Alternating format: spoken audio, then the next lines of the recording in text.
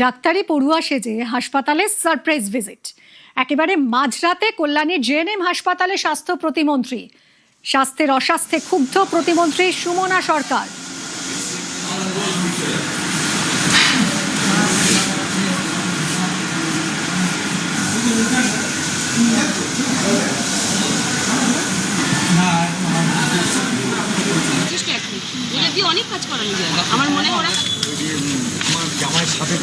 কথা বলবো রঞ্জিত আমাদের প্রতিনিধির সঙ্গে। রঞ্জিত, অভিনব উদ্যোগ, কিন্তু এই সারপ্রাইজ ভিজিটে ডাক্তারি পড়ুয়া সেজে কেন? একেবারে মন্ত্রী যারা দাবি, তিনি রাতে কিন্তু সারপ্রাইজ ভিজিটে আসেন একটাই কারণে, যাতে আসল যে রূপ, আসল যে চিত্র হাসপাতালে বিভিন্ন অভিযোগ এই হাসপাতাল নিয়ে, সেটা দেখার জন্য কিন্তু রাতে আসেন এবং স্টুডেন্ট সেজে কিন্তু তিনি হাসপাতালে আসেন। সব থেকে বড় বিষয় হচ্ছে তিনি বেশ কিছু জিনিস তার হাতে ধরা পড়েন, যদিও সেটা ক্যামেরার সামনে বলেননি। সরাসরি তিনি ঢুকে গেছেন জরুরি বিভাগে। সেখানে গিয়ে দেখেন কোনো রকম সিনিয়র ডাক্তার নেই, শুধুমাত্র জুনিয়র ডাক্তাররা সেখানে রয়েছে। তাতেই কিন্তু ক্ষোভ প্রকাশ করেন মন্ত্রী। পাশাপাশি সেখান থেকে চলে যান হোস্টেলে, মেডিকেল কলেজ হাসপাতাল, সেখানে হোস্টেলে বহু ছাত্রছাত্রী রয়েছে এবং তাদের সাথে দীর্ঘক্ষণ কথা বলেন এবং হোস্টেলের প্রতিটি কোণায় তিনি খতিয়ে দেখেন এবং তিনি বেরিয়ে এসে বলেন যে একাধিক অভিযোগ ছিল এই হাসপাতালের বিরুদ্ধে, তিনি সেটা খতিয়ে দেখেছেন এবং আরো তিনি বারবার। তিনি স্বাস্থ্য প্রতিমন্ত্রী, তিনি সারপ্রাইজ ভিজিটে যেতেই পারেন, কিন্তু ডাক্তারি পড়ুয়া সেজে কেন গেলেন সেটা কি কিছু জানিয়েছেন? না, একেবারে সেটাই বিষয়টা হচ্ছে যে তাকে যাতে কেউ চিনতে না পারে, তাকে যাতে কেউ বুঝতে না পারে, তার যে নিরাপত্তা রক্ষী তাদের কিন্তু দূরে রাখা হয়।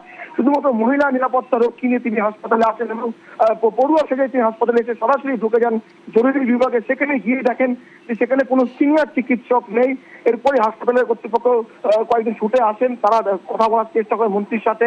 তাদেরকে নিয়ে মন্ত্রী চলে যান এখান থেকে হোস্টেলে। সেখানে গিয়ে তিনি দীর্ঘক্ষণ খতিয়ে দেখেন এবং সবথেকে বড় বিষয় হচ্ছে তার যেটা দাবি যে তিনি পড়ুয়া সেজে আসার একটাই কারণ, যাতে কেউ বুঝতে না পারে হঠাৎ তাদের ভিজিট, সেটা যাতে আসল যে চিত্র সেটা ধরার জন্য কিন্তু তিনি এই একেবারে ছাত্রী সেজে সেখানে হাসপাতালে আসেন এবং তার তিনি ক্ষোভ উগড়েছেন। সম্পূর্ণ বিষয়টি তিনি উপরে জানাবেন এমনটাই মন্ত্রী দাবি করেছেন এবং বারবার তিনি আসবেন এবং এইভাবেই কিন্তু সারপ্রাইজ ভিজিট করবেন। ধন্যবাদ রঞ্জিত। আমি দেখতে এসেছিলাম, প্রচুর কমপ্লেন আসছে যে রাত্রিবেলা 10টার পর বেশিরভাগই কোনো সিনিয়র ডক্টর থাকেন না। তো নোংরা প্রত্যেকটা জায়গা, এমন কোনো ডিপার্টমেন্ট নেই যে নোংরা নেই। এটা আমাদের কাছে অত্যন্ত নিন্দনীয়। 500 বেডের হসপিটাল, আজকে সেই হসপিটালটার কি অবস্থা, কি দুর্দশা, দেখে খারাপ লাগছে। নোংরা হস্টেলে গেছি, তো হস্টেলটার কি অবস্থা, ওখানে কোনো সিকিউরিটি নেই, কিছু নেই, একদম পুরো ওপেন টু অল। চিকিৎসা চলাকালীন জালে ভুয়ো ডাক্তার, মুর্শিদাবাদের ডোমকলে ভুয়ো দাঁতের ডাক্তার।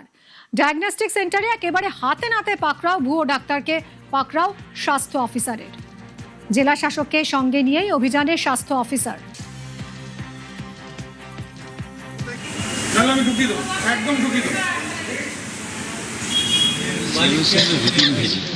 গোটা জেলার সমস্ত হাসপাতালগুলোই ভিজিট করছেন উনি। যা আছে সমস্যা সেগুলো তো এখন নতুন সরকার, সেই সমস্যাগুলো তো উপরে তুলতে হবে। আমাদের এই হাসপাতালেও কিছু প্রবলেম আছে, কিছু ইনস্ট্রুমেন্টাল প্রবলেম আছে, কিছু ইকুইপমেন্টস দরকার যেগুলো মানুষের কাজের জন্য, সেগুলো নিয়েই হচ্ছে যে সেদিন দিশা মিটিংয়ে আলোচনা হয়েছিল জেলাতে। তারপরে উনি ভিজিটে এসে দেখে গেলেন যা যা প্রয়োজন সেগুলো যাতে আগামী মানুষের পরিষেবার জন্য যাতে সেই সমস্যাগুলো না থাকে, প্লাস হচ্ছে যে মানুষ যাতে পরিষেবা আরও উন্নত।